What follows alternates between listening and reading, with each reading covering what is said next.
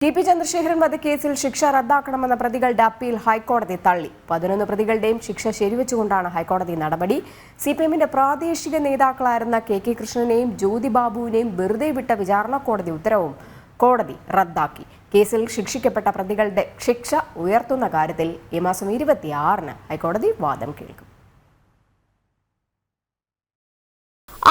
നേതാവ് ടി.പി. ചന്ദ്രശേഖരനെ വെട്ടിക്കൊലപ്പെടുത്തിയ കേസിൽ Anoop, Kirmani Manoj, TK. Rajeesh, Kodi Suni, CPM Panoor മുൻ ഏരിയ കമ്മിറ്റി അംഗം പി.കെ. കുഞ്ഞനന്ദൻ ഉൾപ്പെടെ 11 പ്രതികൾക്ക് ജീവപര്യന്തം ശിക്ഷ വിധിച്ച വിചാരണ കോടതി നടപടി ഹൈക്കോടതി ഡിവിഷൻ ബെഞ്ചാണ് ശരിവെച്ചത്.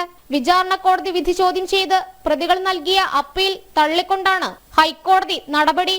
ഗൂഢാലോചനയിൽ പങ്കാളികളായ സിപിഎം പ്രാദേശിക നേതാക്കളായ കെ കൃഷ്ണൻ, ജ്യോതിബാബു എന്നിവരെ വെറുതെ വിട്ട നടപടി ഹൈക്കോടതി റദ്ദാക്കിയിട്ടുണ്ട്.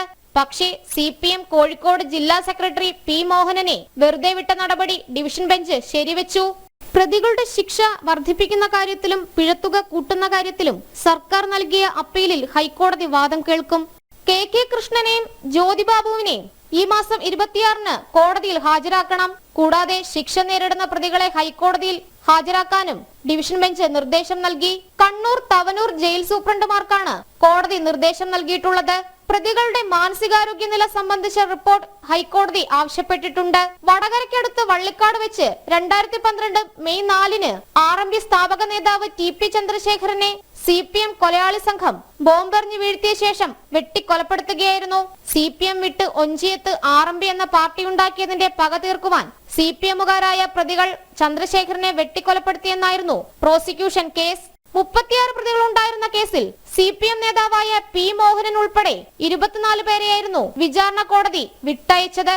പി.കെ. കുഞ്ഞനന്ദന്റെ ജീവപര്യന്തം ശിക്ഷയും ഹൈക്കോടതി ശരിവെച്ചിട്ടുണ്ട്. പക്ഷേ ശിക്ഷ അനുഭവിക്കുന്നതിനിടെ പി.കെ. കുഞ്ഞനന്ദൻ 2020 ജൂണിൽ മരിച്ചിരുന്നു. ജനം, കൊച്ചി.